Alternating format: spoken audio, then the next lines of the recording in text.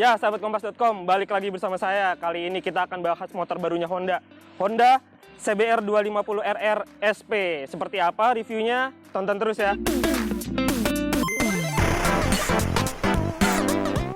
Nah, seperti kita tahu, Honda CBR 250RR itu sebenarnya bukan produk baru karena udah meluncur beberapa tahun sebelumnya. Tapi kali ini, tahun ini, Honda memberikan fitur tambahan, yaitu quick shifter dan assist slipper clutch. Model yang ada di samping kita ini adalah model CBR 250RR SP SE, jadi Special Edition. SP-nya sendiri singkatan dari Special Production, dan ini versi SE-nya. Bisa disebut ini versi yang lebih kerennya lah. Jadi di sini grafisnya beda sama yang lain.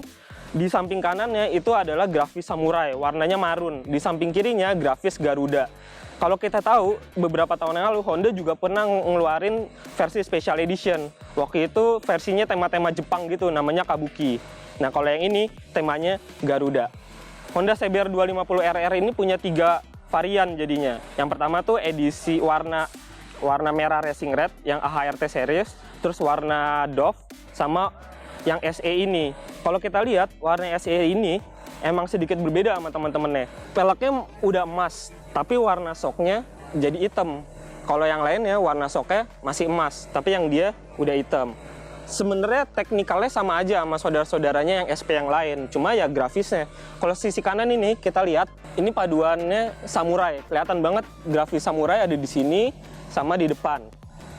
Di sininya ada corak-corak kayak bintang gitu. Sebenarnya bukan bintang sih, cuma nggak tahu apa namanya, jadi kayak bintang-bintang gitu. Terus ke belakang. Yang di samping kirinya baru temanya Garuda. Jadi melambangkan Indonesia. Warnanya kekuning-kuningan, warnanya emas-emas gitu tapi agak kuning. Sisanya sebenarnya sama aja sama yang lain, jadi nggak jauh berubah. Nah, ini harganya belum dirilis sama Honda, jadi kita mesti tunggu nih berapa harganya. Tapi kalau untuk SP yang standar itu harganya 76 juta. Jadi beda sekitar 3 jutaan sama yang versi sebelumnya yang belum pakai quick shifter. Untuk kaki-kaki, ban depan pakai ukuran 110/70, sedangkan yang belakang pakai 140/70. Keduanya dari IRC.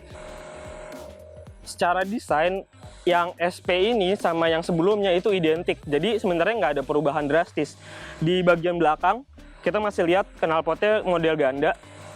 Dan bagian belakangnya juga masih identik. Taillight-nya juga masih identik. Spakbornya masih identik. Dan semuanya juga masih sama seperti model sebelumnya. Seperti yang kita tahu, yang bedain adalah fiturnya. Jadi di motor ini ada fitur baru, quick shifter dan assist slipper clutch. Assist slipper clutch itu tujuannya buat mengentengkan kopling. Jadi kita nggak berat lah buat narik kopling. Sedangkan quick shifter kita bisa melakukan perpindahan gigi tanpa harus narik tuas kopling. Nah, sekarang kita lihat ke bagian kemudi. Sebenarnya di bagian instrumen cluster itu masih identik dengan model yang lama.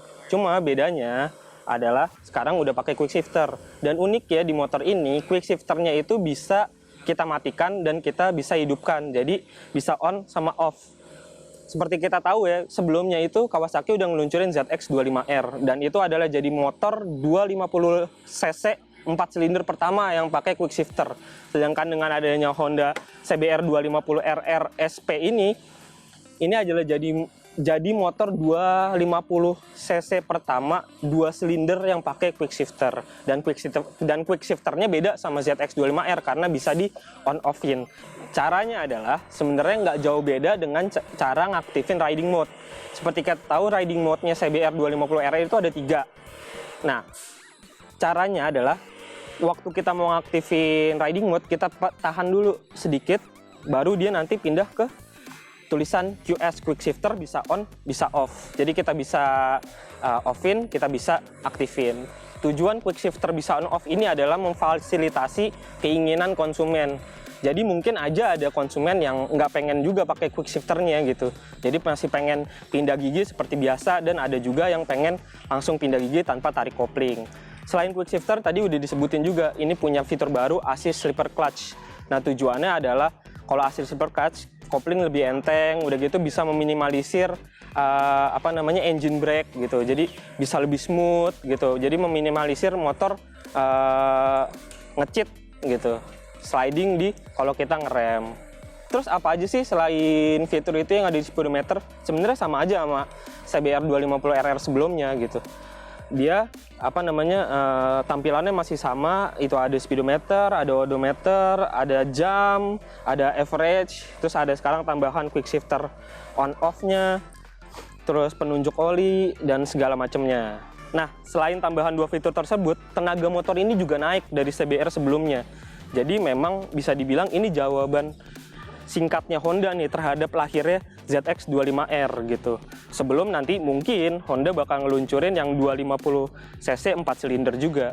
Tenaga motor ini sekarang naik sekitar 3 PS dari CBR sebelumnya. Rinciannya itu sekarang bisa mengeluarkan 40,3 TK dan torsinya 25. Dibanding Ninja 250 cc yang 2 silinder, motor ini tenaganya lebih gede. Karena yang Ninja 252 silinder itu sekitar 38 TK gitu. Dan torsinya juga lebih gede ini. Emang kalau dibanding sama Ninja ZX25R tenaganya jauh. ZX25R itu tenaganya bisa hampir 50 TK, 49, sekian lah. Kalau dihitung PWR-nya sebenarnya nggak kalah jauh karena bobotnya lebih ringan. PWR CBR 250RR itu 4,097. Sedangkan kalau yang ZX25R yang standar 4,66 dan yang SE 4,08. Nah, itu tadi impresi singkat kita ngelihat Honda CBR 250RR SP. Kalau yang tadi itu versi Special Edition, yang ini versi standar. Ini warna Racing Red.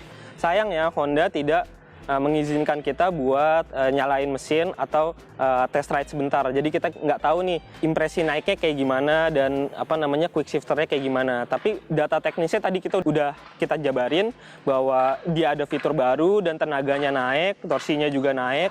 Yang pasti motor ini bisa jadi pilihan baru sih buat orang-orang yang emang pengen beli motor sport 250 cc. Jadi dia sebenarnya setaranya emang sama Ninja yang 2 silinder. Kita nggak bisa kemudian membanding-bandingkan dengan yang Ninja 4 silinder gitu, karena memang segmennya berbeda. Dan tadi udah kita sebutin bahwa motor ini juga punya warna-warna baru, dan ini bakal jadi pilihan baru lah buat menggairahkan pasar motor sport 250 cc di Indonesia. Nah, segitu aja dulu impresi singkat kita bersama motor ini. Jangan lupa terus ikutin channelnya kompas.com, jangan lupa like dan subscribe, jangan lupa komen juga, dan kita ketemu di motor-motor selanjutnya. Dah.